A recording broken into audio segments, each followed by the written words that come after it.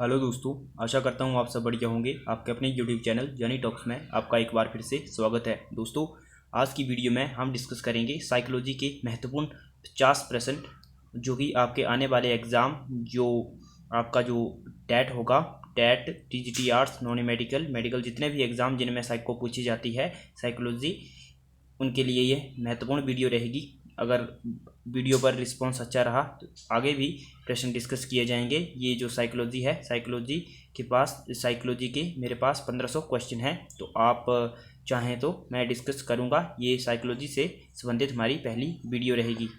पहला प्रश्न है, आधुनिक मनोविज्ञान के जनक माने जाते हैं। तो दोस्तों, आधुनिक मनोविज्ञान के जनक विलियम जेम्स को माना जाता है। ऑप्शन जो बी है इसका सही रहेगा, इस पर टिक लगे हुए हैं। अगला जो प्रश्न है, ईगो लिबिडो का अर्थ है। तो जो ईगो लिबिडो का अर्थ होता है वो होता है आत्म प्रेम। ऑप्शन ए जो है वो सही रहेगा। अगला जो प्रश्न है, E.H.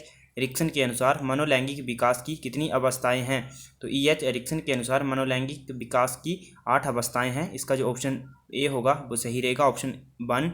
अगला जो प्रश्न है, शिक्षण विधियों तथा शिक्षण नीतियों में अंतर होता है। तो दोस्तों, जो शिक्षण विधियां और शिक्षण नीतियां होती है उनमें जो अंतर होता है वो उद्देश्यों का होता है। तो इसका जो ऑप्शन 3 है वो सही रहेगा। अगला जो प्रश्न है, सुपर ईगो का विकास किस मनोलैंगिक अवस्था में सबसे अधिक होता है। तो दोस्तों, जो सुपर ईगो का विकास है वो अव्यक्त अवस्था में मनोलैंगिक जो अवस्था होती है उसमें सुपर ईगो का सबसे अधिक विकास होता है। तो इसका जो सेकंड जो ऑप्शन है वो सही रहेगा। अगला जो प्रश्न है, किस मनोवैज्ञानिक ने कहा कि चेतन मन के साथ अचेतन मन पर भी ध्यान देना चाहिए। तो जो मनोवैज्ञानिक थे फ्राइड, उन्होंने कहा था कि चेतन मन के साथ जो अचेतन मन होता है उस पर भी ध्यान देना चाहिए।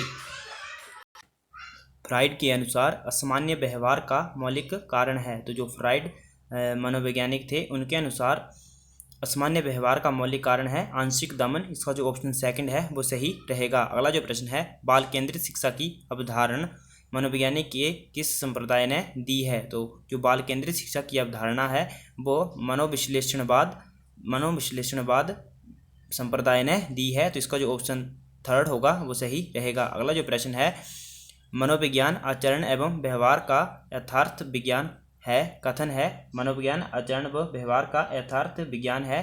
तो इसके जो ऑप्शन है वो है स्किनर, वुडवर्थ, मैकडूगल और वाटसन। इसका जो ऑप्शन 3 है वो सही हो जाएगा, मैकडूगल। अगला जो प्रश्न है, शिक्षा के संकुचित अर्थ में शिक्षा प्रदान की जाती है। तो दोस्तों, जो शिक्षा के संकुचित अर्थ में शिक्षा प्रदान की जाती है वो किसी निश्चित स्थान पर प्रदान की जाती है। ऑप्शन ए सही रहेगा। अगला प्रश्न है, मनोविज्ञान व्यवहार व अनुभव का विज्ञान है। ये किसका कथन है। तो ये जो कथन दिया था ये स्किनर ने दिया था। मनोविज्ञान व्यवहार व अनुभव का विज्ञान है, ये स्किनर का कथन है। अगला जो प्रश्न है, बालकों की रुचि, शारीरिक मानसिक योग्यता तथा विभिन्नताओं का अध्ययन किस प्रकार के शिक्षण में रखा जाता है। तो दोस्तों, ये रखा जाता है बहुकक्षीय शिक्षण में, मनोविज्ञान शिक्षण में और सामूहिक शिक्षण में। तो इसका जो ऑप्शन डी है, ऑप्शन 4 जो है उपरोक्त सभी में इसका जो बालकों की रुचि, शारीरिक मानसिक योग्यता तथा विभिन्नताओं का ध्यान रखा जाता है इन सभी शिक्षण में। अगला जो प्रश्न है,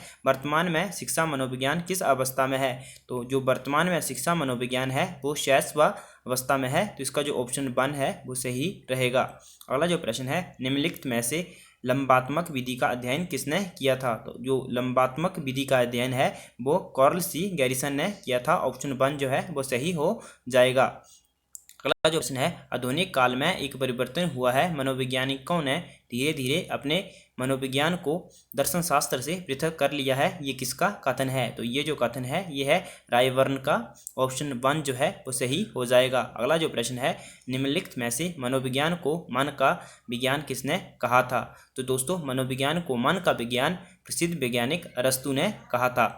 अगला जो प्रश्न है, प्लेबे पुस्तक के रचयिता कौन है, फ्राइड, वाटसन या फिर अगला जो ऑप्शन है, प्लेबे पुस्तक के जो लेखक हैं वो है हेनरी कॉल्डवेल कुक। तो इसका जो ऑप्शन 3 है वो सही रह जाएगा। सॉरी, ऑप्शन जो 4 होगा, हेनरी कॉल्डवेल कुक प्लेबे पुस्तक के लेखक हैं। अगला जो प्रश्न है, निम्नलिखित में से शिक्षा का केंद्र बिंदु है। तो दोस्तों, जो शिक्षा का केंद्र बिंदु है वो है बालक। इसका जो ऑप्शन थर्ड है वो सही हो जाएगा।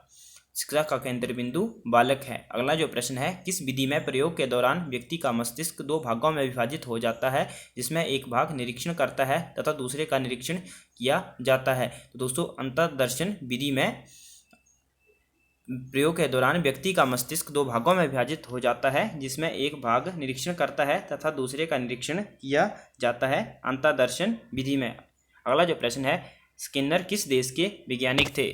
स्किनर अमेरिका के वैज्ञानिक थे, तो इसका ऑप्शन सेकंड है वो सही हो जाएगा। अगला जो प्रश्न है, व्यवहार के निरीक्षण द्वारा किसी के मानसिक दशा का पता लगाना किस विधि की विशेषता है?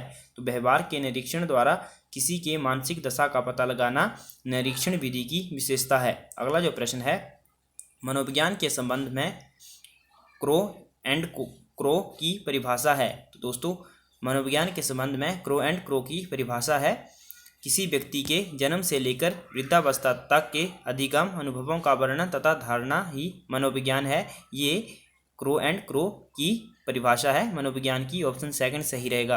अगला जो प्रश्न है, मनोविज्ञान को आत्मा का विज्ञान किसने कहा? ये अरस्तु ने कहा था। पहले भी क्वेश्चन डिस्कस कर चुके हैं हम मन का विज्ञान, तो इसका जो ऑप्शन 1 है वो सही हो जाएगा, अरस्तु, आत्मा का विज्ञान। अगला जो प्रश्न है, मनोविज्ञान के संबंध में स्किनर की परिभाषा है। तो दोस्तों मनोविज्ञान के जो संबंध में स्किनर की परिभाषा है वो है, इसका ऑप्शन 4 सही हो जाएगा, मनोविज्ञान शिक्षा का आधारभूत विज्ञान है। ये है स्किनर की परिभाषा है। अगला जो प्रश्न है, शक्ति मनोविज्ञान का प्रतिपादन किसने किया था? तो दोस्तों जो शक्ति मनोविज्ञान है इसका प्रतिपादन वोल्फ ने किया था। इसका जो ऑप्शन 1 है वो सही हो जाएगा। अगला जो प्रश्न है, निम्नलिखित में से किसने सबसे पहले प्रश्नावली का निर्माण किया था? तो दोस्तों जो सबसे पहले प्रश्नावली का निर्माण वुडवर्थ ने किया था। ऑप्शन 3 जो है वो इसका सही हो जाएगा। क्रो एंड क्रो ने किस विधि के संदर्भ में कहा है? मनोवैज्ञानिक प्रयोगों का उद्देश्य किसी निश्चित परिस्थिति या दशाओं में मानव व्यवहार से संबंधित किसी विश्वास या विचार का परीक्षण करना है। तो अंतर्दर्शन विधि के संदर्भ में कहा है क्रो एंड क्रो ने। अगला जो प्रश्न है, खेलों के माध्यम से बालक में कौन सा गुण विकसित होता है? तो दोस्तों जो खेल होते हैं उनके माध्यम से बालकों में सामाजिकता का गुण विकसित होता है। अगला प्रश्न है, मनोविज्ञान को सर्वप्रथम विज्ञान का दर्जा दिलाने वाली विधि है। मनोविज्ञान को सर्वप्रथम विज्ञान का दर्जा दिलाने वाली विधि प्रयोगात्मक विधि है। अगला जो प्रश्न है, निम्नलिखित में से संज्ञानवादी पद्धति के जनक हैं? तो दोस्तों संज्ञानवादी पद्धति के जनक है जीन पियाजे व ब्रूनर। दोस्तों हम 30 प्रश्न डिस्कस कर चुके हैं। अगर अभी तक आपने वीडियो को लाइक नहीं किया है तो जल्दी से वीडियो को लाइक कर दीजिए और हमारे चैनल को सब्सक्राइब करना ना भूलें। अगला प्रश्न है, बाह्य दर्शन विधि का प्रतिपादन किया था, किसने किया था? तो बाह्य दर्शन विधि का प्रतिपादन जे.बी. वाटसन ने किया था। अगला जो प्रश्न है, साइकिल चलाने वाला स्कूटर चलाना सीख लेता है, ये है? तो दोस्तों ये है धनात्मक स्थानांतरण।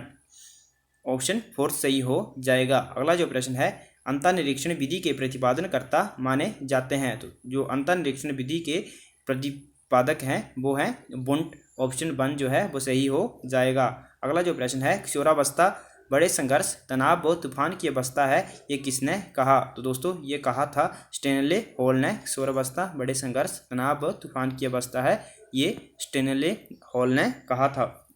अगला जो प्रश्न है, अपनी आत्मा में देखना ही अंतर्दर्शन है, ये कथन किसका है? अपनी आत्मा में देखना ही अंतर्दर्शन है, ये जो कथन है ये है टिचनर का। तो ऑप्शन 1 जो है वो सही हो जाएगा। अगला जो प्रश्न है, टीएटी व्यक्तित्व परीक्षण की कौन सी विधि का प्रकार है? तो जो टीएटी व्यक्तित्व परीक्षण की प्रक्षेपी विधि का प्रकार है। ऑप्शन 4 सही हो जाएगा। अगला जो प्रश्न है, शिक्षा मनोविज्ञान अध्ययन करता है?